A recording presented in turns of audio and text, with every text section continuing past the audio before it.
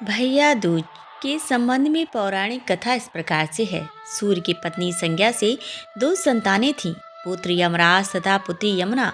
संज्ञा सूर्य का तेज सहन न कर पाने के कारण अपनी छाया मूर्ति का निर्माण कर उन्हें ही अपने पुत्र पौत्री को सौंप कर वहां से चली गई। छाया को यम और यमुना से अत्यधिक लगाव तो नहीं था, किंतु यमुना अपने भाई यमराज से बड़ा स्नेह किया करती थी। यमुना अपने भाई यमराज के यहाँ प्रायः जाती और उनके सुख दुख की बातें पूछा करती तथा यमुना यमराज को अपने घर पर आने के लिए भी आमंत्रित करती, किंतु व्यस्तता तथा अत्यधिक दायित्व के कारण वे उसके घर न जा पाते थे। एक बार कार्तिक शुक्ल द्वितीया को यमराज अपनी बहन यमुना के घर अचानक जा पहुंचे। बहन के घर जाते समय यमराज ने नरक में निवास करने वाले जीवों को मुक्त कर दिया। बहन यमुना ने अपने सहोदर भाई का बड़ा आदर सत्कार किया, विविध व्यंजन बनाकर उन्हें भोजन कराया तथा भाल पर तिलक लगाया। जब वे वहां से चलने लगे तब उन्होंने यमुना से कोई भी मनोवांछित वर मांगने का अनुरोध किया। यमुना ने उनके आग्रह को देखकर कहा, भैया यदि आप मुझे वर देना ही चाहते हैं तो यही वर दीजिए कि आज के दिन प्रतिवर्ष आप मेरे यहाँ आया करें और मेरा आतिथ्य स्वीकार किया करेंगे। इसी प्रकार जो भाई अपनी बहन के घर जाकर उसका आतिथ्य स्वीकार करे तथा इस दिन जो बहन अपने भाई को टीका करके भोजन खिलाए उसे आपका भय न रहे। इसी के साथ उन्होंने यह भी वरदान दिया कि यदि इस दिन भाई बहन यमुना नदी में डुबकी लगाएंगे तो वे यमराज के प्रकोप से बचे रहेंगे। यमुना की प्रार्थना को यमराज ने स्वीकार कर लिया। तभी से बहन भाई का त्योहार मनाया जाने लगा। भैया दूज त्योहार का मुख्य उद्देश्य भाई बहन के मध्य सद्भावना तथा एक दूसरे के प्रति निष्कपट प्रेम को प्रोत्साहित करता है। भैया दूज के दिन ही 5 दिनों तक चलने वाले दीपावली उत्सव का समापन भी हो जाता है। इस दिन अगर अपनी बहन न हो तो मेरी फुफेरी या मौसेरी बहनों को उपहार देकर ईश्वर का आशीर्वाद प्राप्त कर सकते हैं। जो पुरुष यम द्वितीया को बहन के हाथ का खाना खाता है उसे धर्म, धन, अर्थ, विविध प्रकार के सुख मिलते हैं। साथ ही यम द्वितीया के दिन शाम को घर में बत्ती जलाने से पहले घर के बाहर 4 बत्तियों से युक्त दीपक जलाकर दीपदान करना भी फलदायी होता है। भाई दूज की दूसरी कथा। भाई दूज भारत में मनाए जाने वाला एक महत्वपूर्ण पर्व है जो कि भारत के कोने कोने में मनाया जाता है। भाई दूज का हिंदुओं का त्योहार है जो भारत और नेपाल में मनाया जाता है। यह पर्व हिंदू धर्म के अनुयायी द्वारा मनाया जाता है। यह पर्व भाई और बहन के पावन रिश्ते के महत्व को दर्शाता है। इस दिन के अनुष्ठान और उत्सव रक्षाबंधन जैसे लोकप्रिय उत्सव के समान हैं। इस विशेष अवसर पर भाई अपनी बहनों को कई उपहार देते हैं और बदले में बहनें अपने भाइयों को मिठाई देती हैं। एक बुढ़िया थी, उसके 7 बेटे और एक बेटी थी। बेटे की शादी हो चुकी थी।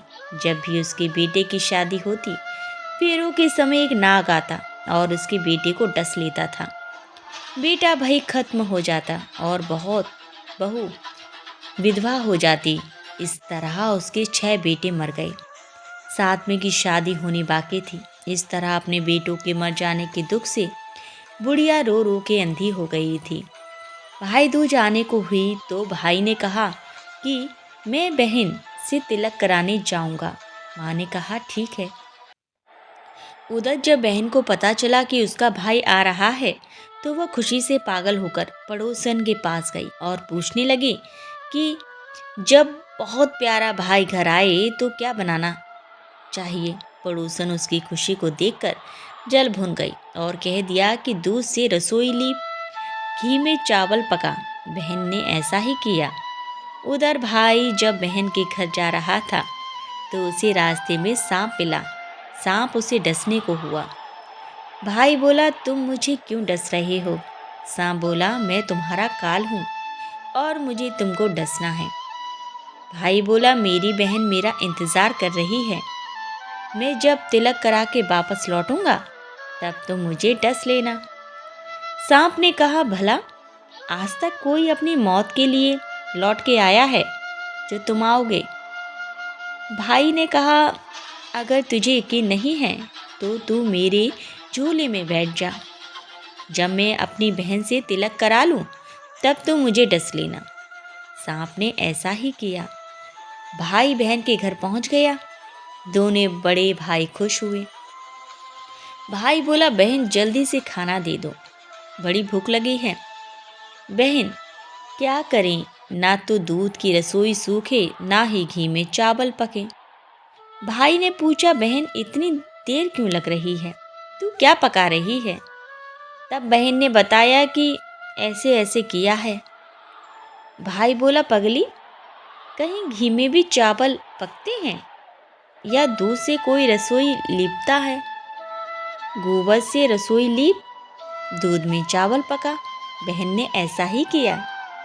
खाना खा के भाई को बहुत जोर नींद आने लगी। इतने में बहन के बच्चे आ गए। बोले, मामा मामा, हमारे लिए क्या लाए हो? भाई बोला, मैं तो कुछ नहीं लाया। बच्चों ने वह झोला ले लिया जिसमें सांप था। जैसे ही उसे खोला उसमें से हीरे का हार निकला। बहन ने कहा, भैया तूने बताया नहीं कि तू मेरे लिए इतना सुंदर सुंदर हार लाए हो। भाई बोला, बहना तुझे पसंद है तो तू ले ले, मुझे हार का क्या करना। अगले दिन भाई बोला, अब मुझे जाना है, मेरे लिए खाना रख दे। बहन ने उसके लिए लड्डू बना के एक डब्बे में रख दे दिए। भाई कुछ दूर जाकर थक कर एक पेड़ के नीचे सो गया। उधर बहन के बच्चों को जब भूख लगी तो माँ से कहा कि खाना दे दो। माँ ने कहा, खाना अभी बनने में देर है।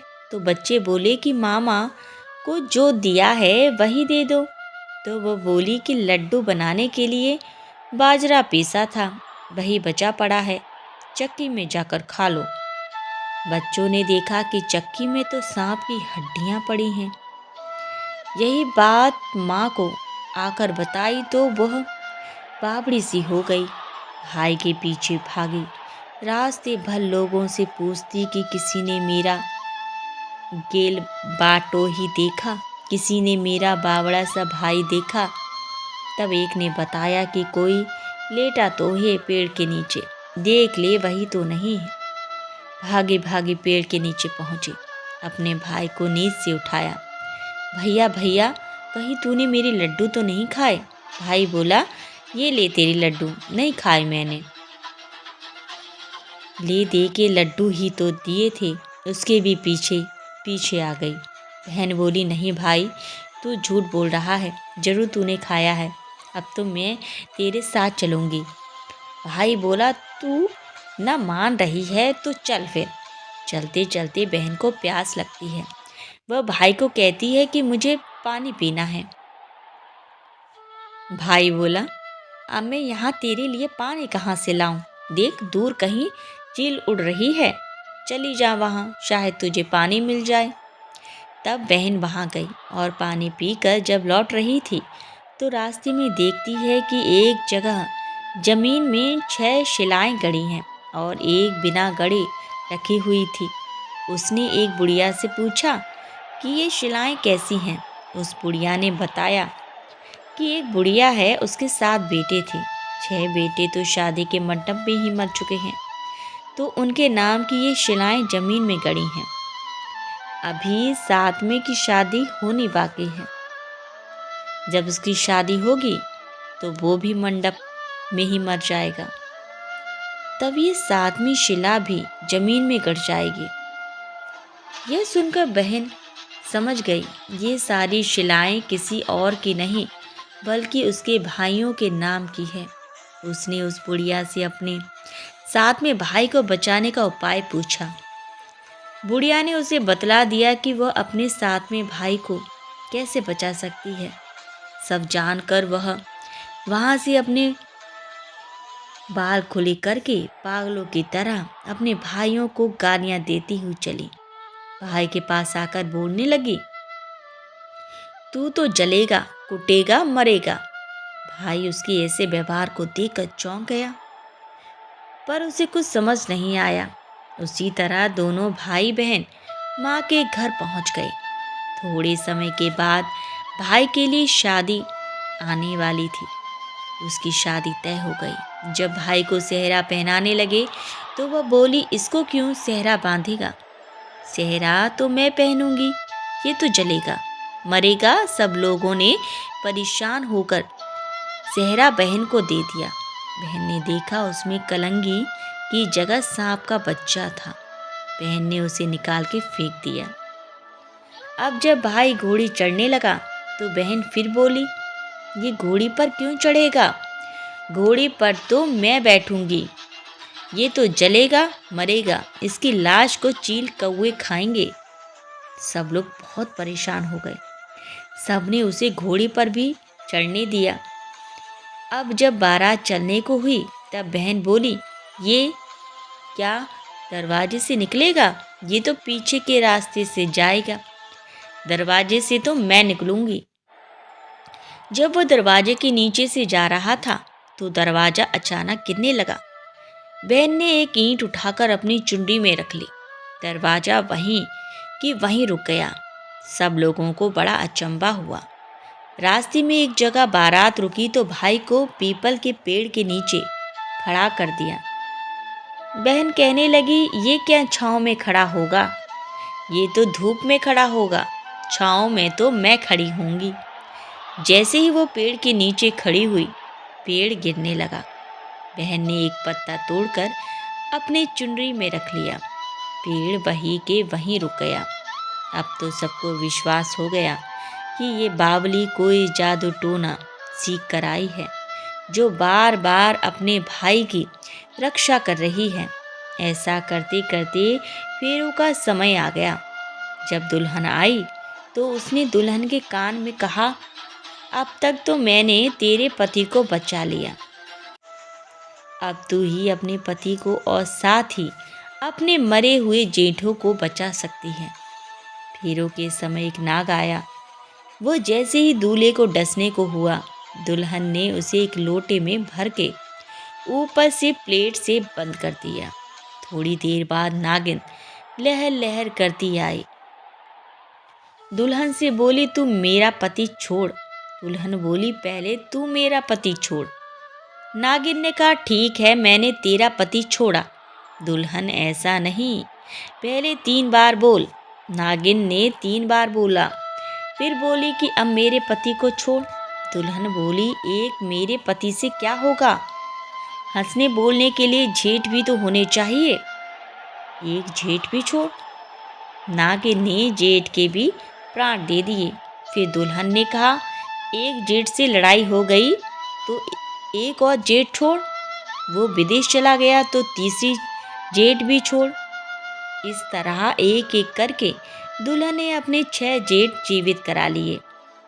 उधर रो रो के बुढ़िया का बुरा हाल था कि अब तो मेरा 7वां बेटा भी बाकी बेटों की तरह मर जाएगा। गांव वालों ने उसे बताया कि उसके 7 बेटा और बहुएं आ रही हैं।